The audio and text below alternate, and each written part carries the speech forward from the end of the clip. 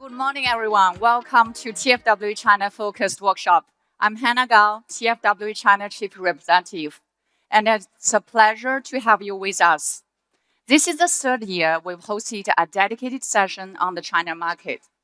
As we look ahead to 2026, China is continuously playing an increasingly important role in shaping both Asia-Pacific and global travel retail. China is no longer a growth market. It is also a testing ground for retail innovation and an amplifier for value creation. Driven by a high digital consumer ecosystem, the line between offline and online retail is dissolving. Consumers today are more rational, but also more experience and emotion driven. So they are looking for cultural relevance, identity, and meaning. At the same time, Chinese brands are moving from challenger to industry leaders, while visa-free policies and duty-free expansion continue to energize the market. So in this rapidly evolving environment, where is China heading in retail innovation? What opportunities will AI bring to retail? And how are Chinese brands building stronger connection with consumers? Over the next 60 minutes, our exceptional lineup of speakers will share insights on retail innovation, AI-driven business transformation, and the rise of Chinese brands. So now, it's my privilege to welcome our first speaker, Yvonne Chang, China CDFG China Duty-Free Officer. With more than 3 decades of experience in luxury retail across China and Asia Pacific, she's at the forefront of redefining travel retail. So please join me in welcoming her on the stage.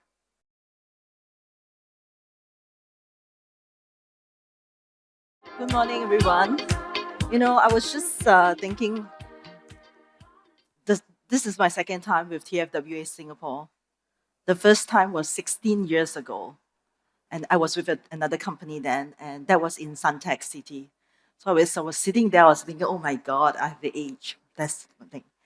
And then second thing is, I drank too much last night. So I hope this hangover, I do not mistaken the millions and the billions. So that's it. Um, this is the first slide here. For those that has attended the Monday session, you hear from Kishore, the speaker. He was saying about the growth in the market, China and India and ASEAN, right? There's very, very much all this growth. But what we have here is really the growth that we're looking at in terms of the China travel retail. So the CAGR up to 2030 is 10%. And we say that, in fact, this year, everyone is seeing a growth in terms of passenger traffic of 5%. But we're talking about the industry in terms of the sales growth of that. So what is driving that 10% growth CAGR for within the China? A couple of things, 6 things, right? We talk about rising domestic income. So the middle class itself in China currently are it's not at a very high level. It is increasing. By 2030, we believe that it will be at least 40, 50% by then, 2030. So can you imagine the amount that they're willing to spend on restaurants, on shopping, on experiences, on cruises? So these are the things that's happening that's driving this intense growth. The second, which is very, very familiar, we have a very successful business in Hainan, and there's more policy in terms of Hainan. And in China, the policy regulation is very important. If they decide to make a change on any policy, it affects a lot of things, right? So geopolitical and things like that. So it does. So whatever we do, especially for the Hainan Island, there's more and more policies that's been released. These are things that is are very helpful. And later on, I'm going to share a slide on Hainan. The third one is the investment into airports. we have many, many airports in China. In fact, the top 10 airports drives about 600 million passenger traffic. That is huge. That is huge. I'm just talking about the top 10 airports in China. The government has a lot of investment into upgrading the airports. So when we upgrade the airports, what happens? We are going to do rezoning. We are going to ensure that we add on retail space, restaurants, and things like that. And for example, Beijing and Shanghai Airport, which we just got is a JV with the airports, which we have an 8 years concession. So these are big things that's happening that's driving all this growth. The fourth, cruise ship. Why is it that cruise ship and things are suddenly a hot thing that's in China? Because we have also a very high, what we call silver hair economy. There's a lot of aging population. So for them, cruise is a very comfortable leisure kind of experience. And that's the reason why the Chinese travel retail is also, the tourism group is also pushing on cruise. So this is all the things that's really driving. Of course, the omni-channel, everyone knows, online, offline. How even travel retail, we have a great ecosystem. How are we really, blending this all together? And the last one, that is the most important, is a very big change in the way that the Chinese consumer are spending their money. So that is a very big change. So you look at this, you say, yeah, well, you talk about this, but I just want to make you looking at this slide again and think about it that Hainan, we receive 100 million of passenger into Hainan, 100 million. Airport, top 10 airports, 600 million. Okay, just the Beijing and Shanghai alone is close to 200 million. That is scale. So if you guys are doing, I was just with the brands this few days, they're talking about capex, they're talking about investment, what do you want to do? And I'm telling them, you have to come in to these airports, right? Because that is where you have the money. Downtown duty free. So downtown duty free, why do I put it separately from Hainan? It's because a lot of I realize that a lot of people still do not understand downtown duty free in mainland. So, for example, if you go to Shenzhen, if you Google the Muji Hotel, right? There's this mall. We have a downtown duty free in Shenzhen. So there's a lot of I would say Chinese, that you travel and then within 180 days you can buy duty free. You're entitled to duty free. I believe that in some of the countries you have that in your country, right? So we are having more of the downtown duty free. You have it in Shenzhen, you have it in Xiamen, you have it in Shanghai. So this is what we call the downtown duty free. Of course, the new retail is basically what I'm talking about. The ecosystem, you do your WeChat, you do your community. That's how we look at it. And of course, the train and cruise. So this itself is where your main touch point of the travel retail. A lot of people ask us about Hainan, after the December 18 policy, what's happening and things like that. So we thought that we'll give a post 100 days up to December, from December to March. Itself, the passenger traffic is up 36%, as you can see. But you look at the revenue, it's 14.2 billion, just the first quarter. I'm talking about the total Hainan. So what you have here is, previously, you only have the other parts of mainland China tourists coming back into Hainan and they spend.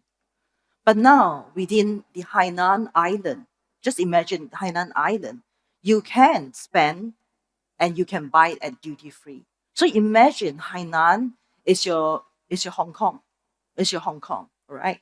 In fact, if you work in Hainan, you are paying the same taxation, which is 15%. So this is what is happening into Hainan. So even companies are setting up a subsidiary into Hainan. Why? Because you're going to pay, an attractive tax. So that's the reason why this entire Hainan is driving a lot in terms of tourists and domestic. Because it's very important that while we drive the tourism business, but the domestic business is a big scale. So Hainan is a key thing. So today my 15 minutes is basically really on the macro and also on the consumer spend. So I talk a lot about the numbers and what is changing, because this whole part I want to talk about is really about the consumer. I know everyone is saying that, oh yeah, that's after post-COVID, things has changed, And later, I think that my second last slide will be the most interesting, because I'll go to that slide later. So the main thing is I like to say this. I say we came from the fact that the pigs were flying. We had a lot of pigs were flying, right? The business is so good. It's very, very easy. You don't do much and then you have your business. But those days are gone. So you need to know what the brands are doing. So the consumer itself are changing. So they are buying things that is of value and the experience is good. So everything that you do has very important that you need to think about the whole journey. So when we say that that's the whole journey, what is this thing that I'm talking about? This is a very big ecosystem, is because today any Chinese, their daily habits are basically on their digital habits, lifestyle aspirations, and what they want to experience in their rate book and things like that. So if you do not have these three touch points that they all go through, you're gonna fail as a business. Creative storytelling is a new currency. What do we mean by that? In order for them to part their money, basically everything that you do, it has to have a story from the start. And when we see that retail as a transactional entertainment, when they're parting that dollar out, how are they feeling it? Like, for example, are you going to do, like we did a whiskey museum in Hainan? Why did we do that? We let them come in, they experience it, they try that, our bartender, we talk to them, this and that. Fine. Then they buy a 25-year-old, Macallan, things like that. So it is very important that all these things are done before, because if not, you're not going to get the transaction. And then I want to talk a little bit about the local Chinese brands. It's because I think the international brands are, I mean, they talk a lot about the heritage and everything.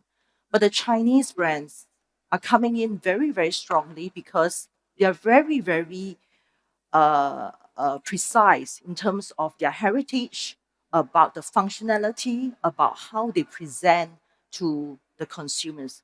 They are very coming in so closely to you in understanding what the local people want. As such, they talk to them in a very, very sharp manner. So from building PNC in terms of that, when we say kid out, we talk about the pop mart and things like that. So these are the things that is really driving, and also the tech and local relevance IP. So these are the four things that is really now driving the whole thing. So this is the slides that I talk about, because I actually talked with our team, and I said I really want to share a data without giving too much, but also telling you things. We don't share this data very easily, and I think that this is the most like I this is a 6 years, almost 6 years trend of our business by share of business. So you can see what is happening in the market. This is only mainland China. All right. So the PNC has lost a share by 15 points. It has been picked up by watches and jewelry, including gold. Fashion itself has also picked up. Technology, we have introduced gadgets and iPhones into the market. Wine and spirits, food, very lucky you managed to keep your share of business. The people who's doing tobacco, I hope, I don't know who's here, but you have lost 7 point of the business. We don't share this easily, but basically this is what I wanted to share. What does it mean? It means that the consumer spends are changing. It means that they have the money, but they are just looking at how they spend it differently. The last thing my group said that I have to say this. So we do publish a white paper every year, and the white paper basically gives a lot of industry information. The last one is we published that last year. The next one coming up, I think in about 2 months' time. So you can subscribe to that digital information. It's everything that is on China. And the last one that I wanted to say is we have a very big project that's coming up. That is the phase 3 in Hainan. It is a scale that's combining almost like a 1 and 2 all together in that scale, the phase 3, including with a beautiful hotel. This is coming up in 27. But our biggest project right now is still our 2 key airports that we are working on. So if you need to discuss, this is time.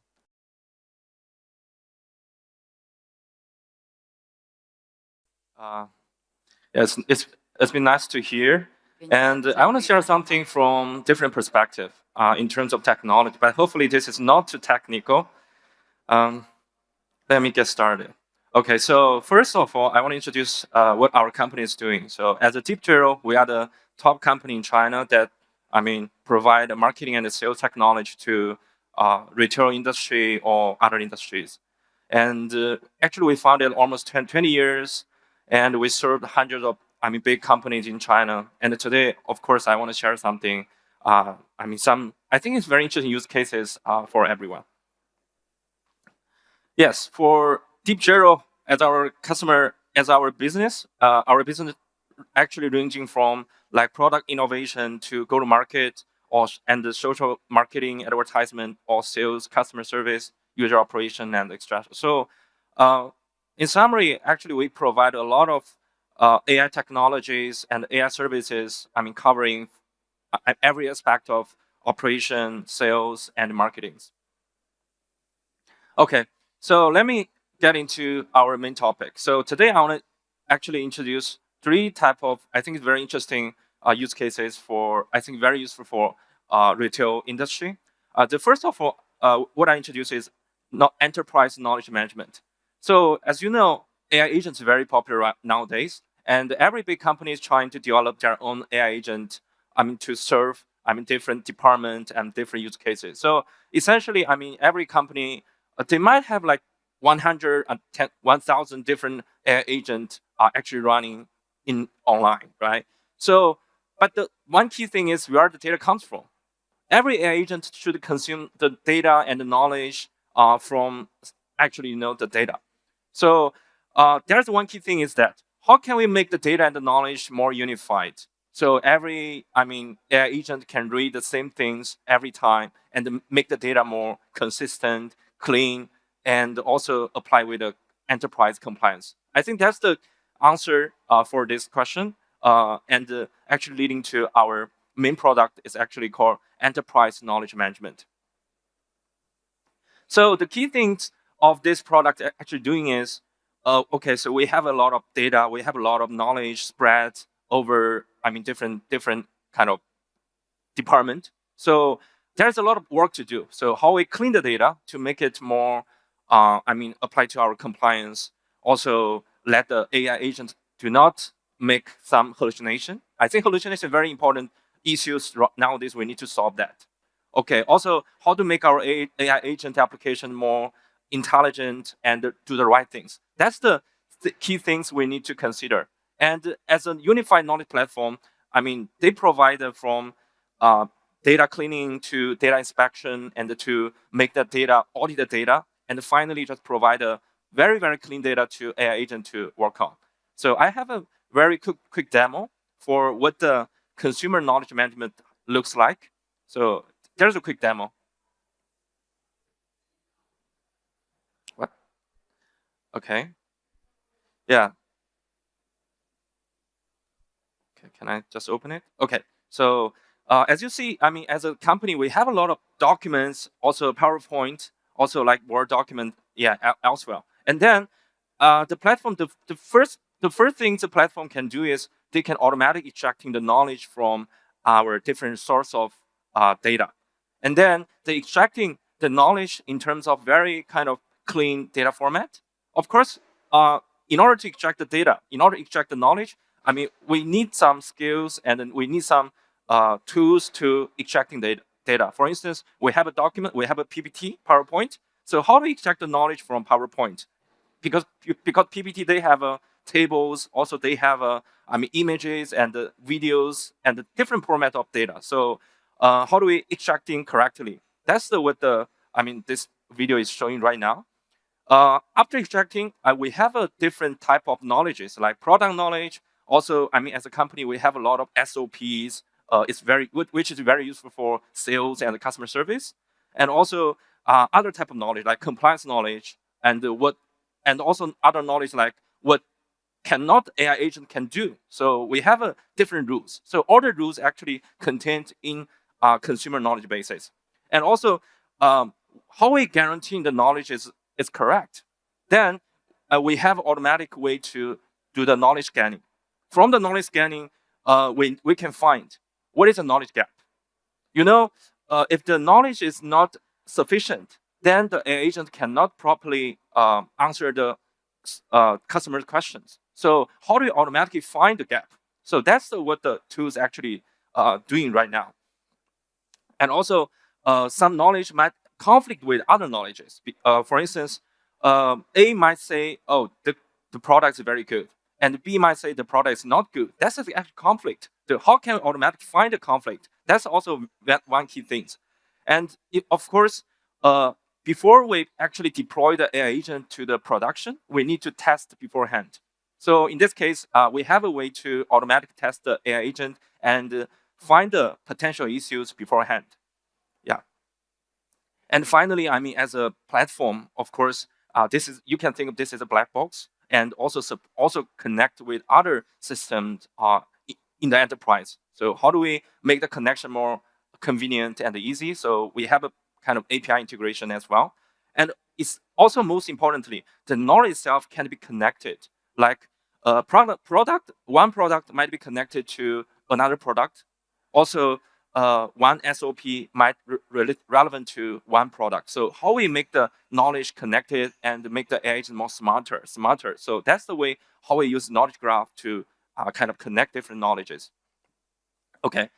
Of course, yeah, we have a like user permission, this principle to guarantee the data safety. I think that's the most enterprise actually very care about. Okay, then let's move to second use cases. Actually, what I talk about is the kind of main kind of backbone for every aspect of when we build the AI agent. And I think the second use case is, I think, what is very useful for retail industry is sales agent or sales copilot. So we know every customer is different, and the customer status and what the customer buying in the e-commerce or duty-free store, or what the customer actually looking at. So based on all this behavior and the data, so I mean the strategy for make the conversion should be different. So for different customers, our strategy might be different. So this is the sales agent, or we call sales copilot. So as you see here, I mean based on the conversation, but this is one just a demo. But the same principle can be used like sales calling or kind of e-commerce platform, and also even the offline the store.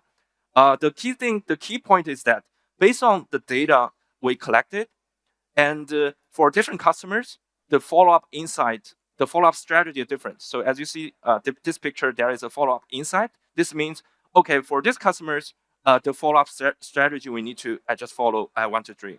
And also for each customers, we have a kind of taggings.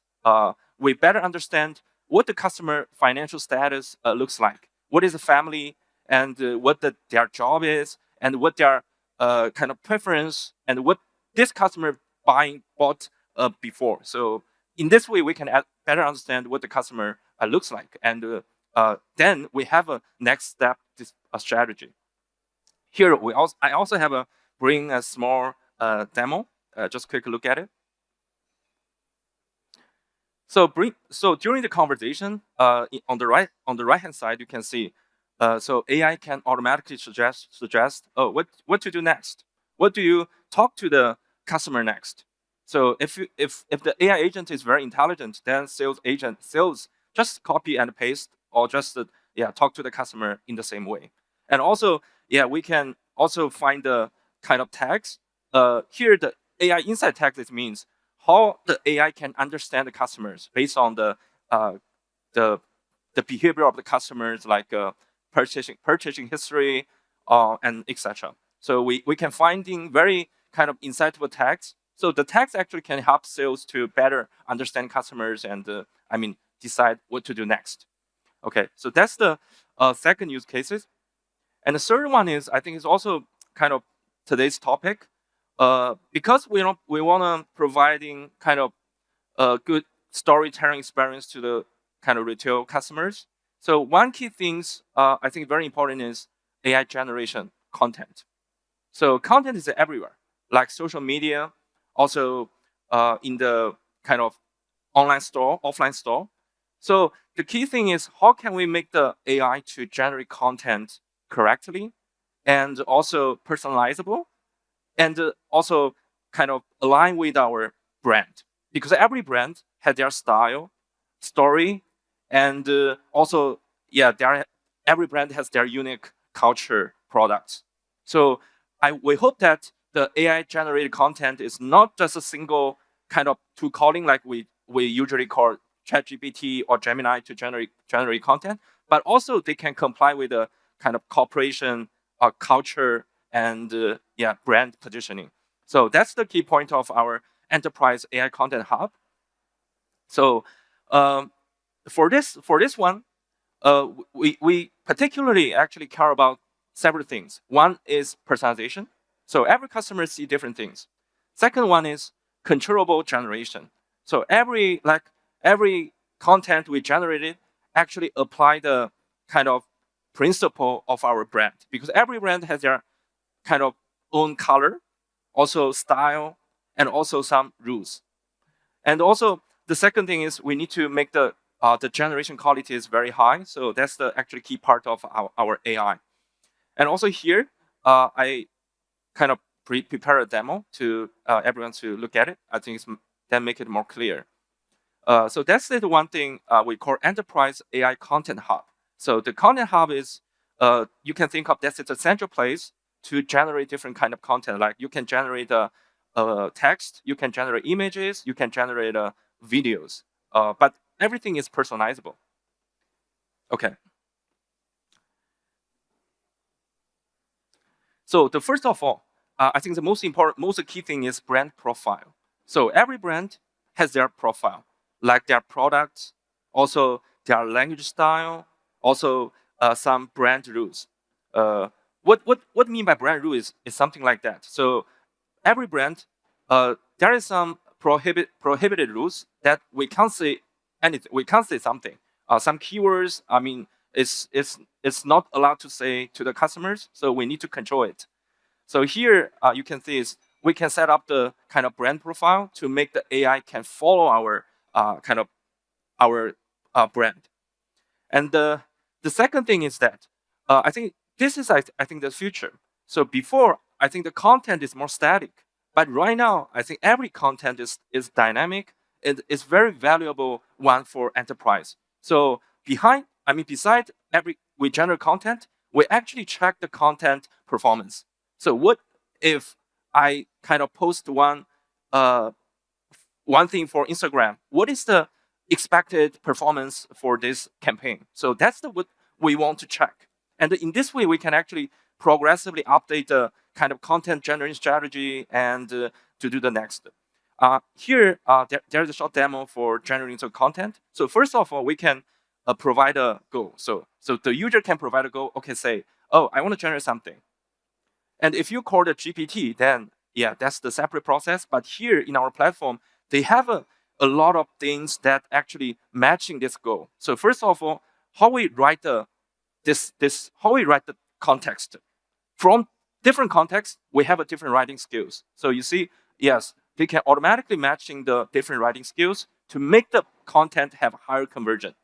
And also, yeah, based on our objective, we can also automatically matching what is the related corresponding products.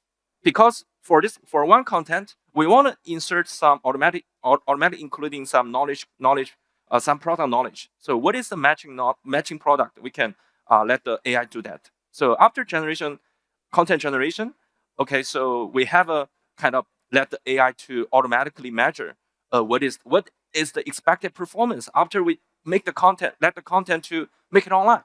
So you can see a very kind of detailed the measurement. And after measuring, we can just make the content in the online. But before online, I mean, we can let the content to kind of review by the kind of managers and some hiring. Who is responsible for content. Then just finally make it online. So that's the second use cases I think is very important for retail industry to just make it the content generation, the process more controllable, accurate, and also dynamic. I think that's the key things I want to share in this part. Okay. And lastly, thank you everyone, and hopefully these three cases give you some insight. And if you have any questions, willing to hopefully just willing to help you and answer more questions. So okay, thank you so much.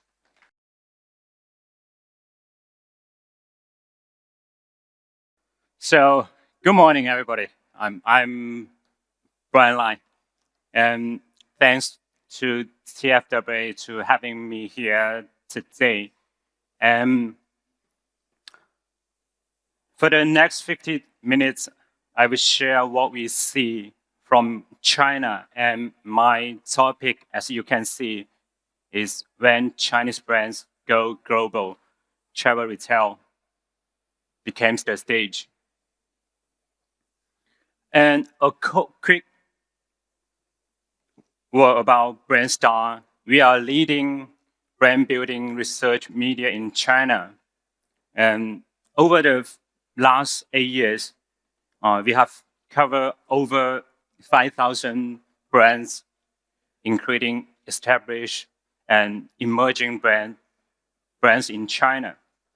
Like Yvonne shared some perfume brands like Documents, Male Season, and Two Summer, like that.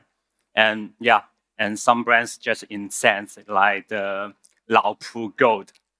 And our readers, including founders, CMO, brand strategists, investors, and business professionals.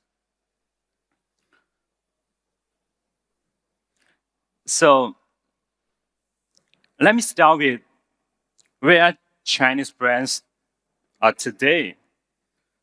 As you can see, these brands called Urban Revival. They opened this store in Changi Airport maybe over 5 years. But last 3 years, they renewed their globalization strategy. They started to open much more store globally, like this store in Bangkok. And there's still some other stores in London, and they will open more stores in other global cities. And this store, I don't know anybody know these brands. Wow, cool. And Kering Group, they just invested this brand called Icicle. They have 4 stores in Paris. I suggest to you guys, if you guys visited Paris, you could go to the store to have a look. And this brand, Florist, they have opened the store in Tokyo, in Jinja 6. Yeah. And this brand is just near here, Laopu Gold. And this brand, they have beat Cartier in mainland China, the sales in mainland China. But for the decades, made in China mean the factory behind someone else's label. But today, Chinese brands are building their own storefronts in city, in department store, on the street of Singapore, Bangkok, and Tokyo, and even Paris and London. But still, for the first phase of Chinese brand is already going abroad, going global. But for some emerging brands, the journey of offline and overseas is just beginning. Let me show you one case.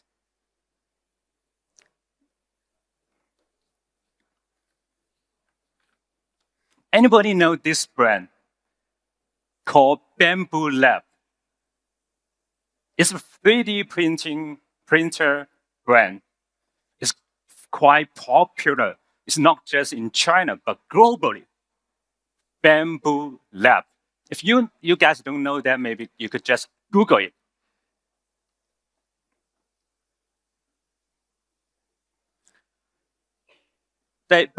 They just opened the first flagship store in Shenzhen. The reception was extraordinary. Crowded space and very, very popular. But they have received global recognition, but they still haven't opened their offline store globally. So why is that? Because the gap. Because there's still some challenge for Chinese brand, for the Chinese emerging brand. The first one is there's still overseas consumer lack the cultural priority for Chinese brand. And for the travel retail, the channel is still hard for them to enter, to let them to present on the travel retail. And 3, I think you guys know this. And there's still some advantage for Chinese brand. As Yvonne shared that, the outbound Chinese traveler over 100 millions. And Chinese brand, and they changed their storytelling, their branding ways from just manufacturing to started to do the cultural narrative and storytelling. And 3 is quite important, that is content, the content infrastructure for the Chinese brand. As you guys know that, yeah, TikTok is from China. The short video content, the pop-up events we created.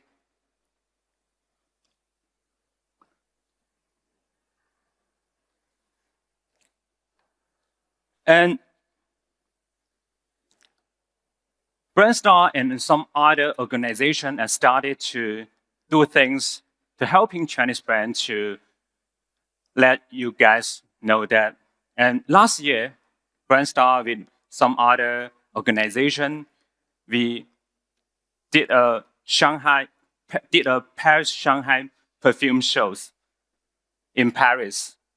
As you can see, it's quite welcome. And the co-organizer from NACE, a professional perfume media, and the event director shared that Chinese brand, we started to know how to do a good packaging, a good design, and good storytelling. So still, for Chinese brand, travel retail is not where the store begins. It should be the store lens. Why is that? Because for Chinese consumer, we travel, we shop, it's the same. And we make decision is firm on the fee because our behavior is formed by the social media. The first one would be 小红书. It's like the Instagram, Chinese Instagram, but it's not the same because on 小红书, you could search, just like me. I came here, I will search lots of things about Singapore on 小红书. And you could just search save and decide the pre-trip, the lots of information there. And the second one, as you guys all know, that is the Douyin, the Chinese version of TikTok. So how Chinese brand, their strategy to capture the consumer behavior offline.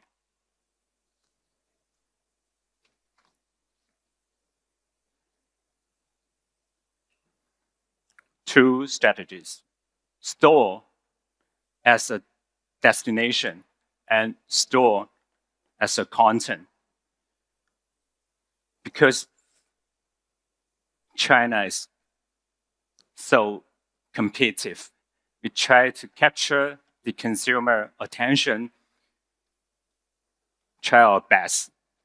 So as you can see, there are two stores. The first one is the Pokma flagship store in Shanghai. If you guys travel to Shanghai, you should visit it, the two stores. The Pokma, the actors. The store is just built like a museum. So for Chinese brand, they try their best to create a store to be visited, to be photographed, to be shared. So the store is not just a counter. It's trying to be the content itself. So the Chinese emerging brand, when they are thinking the travel retail channel, they have the same perspective. So the last part I would like to share with you guys is that the three pillars of Chinese emerging brand.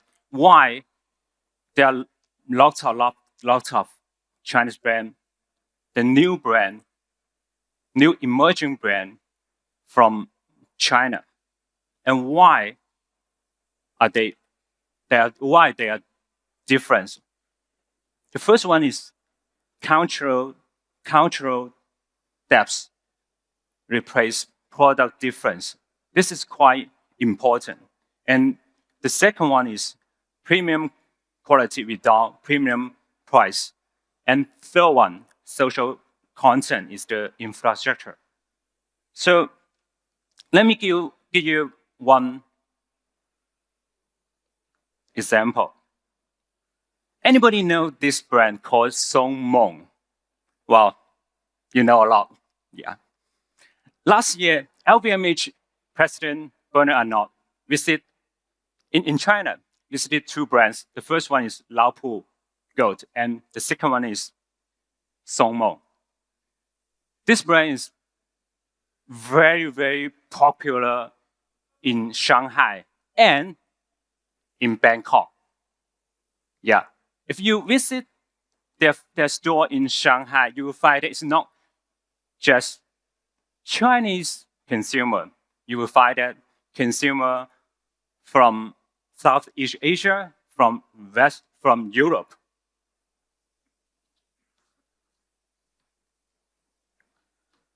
Because this brand, Somon, is a 13 years Chinese leather brand, and the price of their bags is from 1 to 3,000 RMB.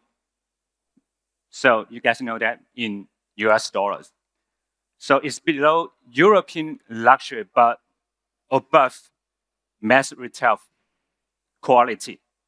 And they do it in a very serious craftsmanship and rooted in North Shanxi in China, working with the local artisans on traditional patchwork. But what we said Somon apart is not just product, it's the storytelling. For the last 3 years, they have built theme exhibitions, not just marketing events. It's real exhibition. Such one they gathers podcasts, the films, the product stories, the artisan works into one experience. Visitors came for a bad day, leave with a world view. This is what we look like when Chinese brands treat their store as storefront. So for Chinese brand, travel retail is not just sales channel. I talk about a lot of emerging brands. They're really trying their best to do that. It's not just a channel to present their product. They're trying to do something different. So I think that's the opportunity for the travel retail channel. So you guys are not just the distributor if you're from the travel retail channel. You are the co-author of the cultural handshake. Thank you, guys. Thank you.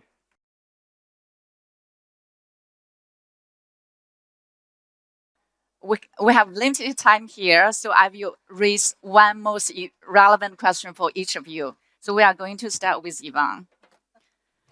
Yvonne, as in TFW Asia Pacific this year, we have more Chinese brands come to our event as exhibitor. Right. And also in your speech, you have showed us CDFG is beyond Hainan. Right. We show the downtown duty-free opportunities, and we have cruise, and also we have international stores. We have duty-paid business.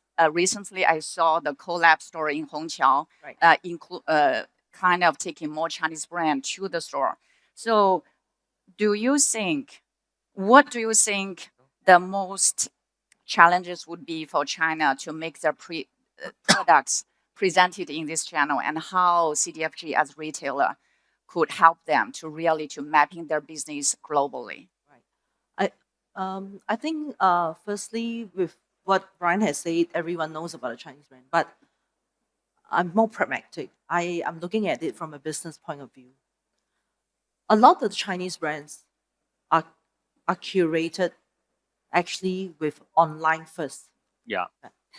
Very few did it with offline first. Because why? Online is a very easy barrier to go in. So I think the biggest issue here is how do they really look at offline, a 3D concept, service, storytelling, and all that into a travel retail and things like that. Because even you know all these brands that you're talking about, they just started to go out, and it's really one of a couple, you know. So our experiences with this even in some of our Hainan and all that is, I think the retail concept itself needs to be further improved, and the different adapting different locations. For example, the airport environment, this and that. They will come and say, our this is our brand. We do X amount, bigger than Cartier. We are even this. I want this space. Hello, airport. It's very expensive. We cannot everyone give you 5,000, no, unless you are one of those whatever group, right? But it is a fact. So I think this is the thing whereby the Chinese brands are still not understanding the differences when you go to global market. I think that's the main thing.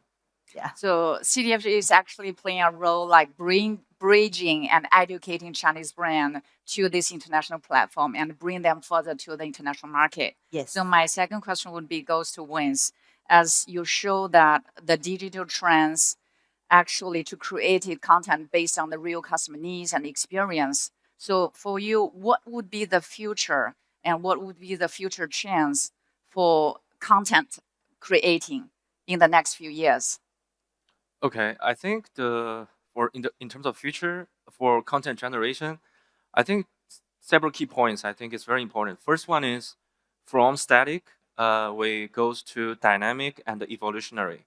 So it's for instance, I mean, during the process of content generation, we actually get a lot of feedback from customers. So how we make the AI agent more smarter and more adaptable to this feedback. So finally, I mean, the quality is kind of going and going on. So I think that's the very important things.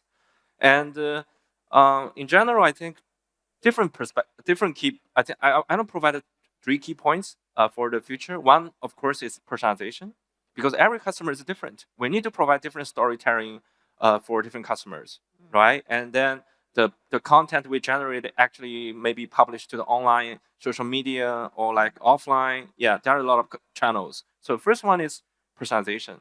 And the second one is, I think most of people actually misses kind of brand controllable generation. So we just cannot generate content just without anything. That's I think most of kind of people doing right now, right? If you using like OpenAI image to kind of large language model to generate content, but the generated content might not apply to brand positioning, like brand voice, brand style, and what the compliance want to do. So I think that's the second key point. So in terms of content generation, we should kind of have a condition that one is brand positioning, also like compliance, also some product knowledge, enterprise knowledge. So these actually combine together to generate more kind of useful content to the kind of customers. This is second. And the third one is dynamic. So I mean, nowadays the content generation is more kind of is static. So we generate content and we use the content for like next 3 months or 4 months, but no one will care about what the performance is and what is the next content will look like. So I hope that the AI can help the whole process, that we can kind of iteratively kind of update the process and the performance. And finally, I think AI can do just all the loop together. So even, I mean, this is, I think, it's very sad story for the kind of human like labor, but finally, I think this will be replaced by the AI. So nowadays, the AI agent, maybe we can think of AI agent like a tool, Yes. but in my vision, I mean, for the next 1 or 2 years, the AI agent can replace just the whole one kind of position. So I mean, maybe this is a kind of sad story, but this is actually the fact. So this is a fact that you guys to bring to our industry.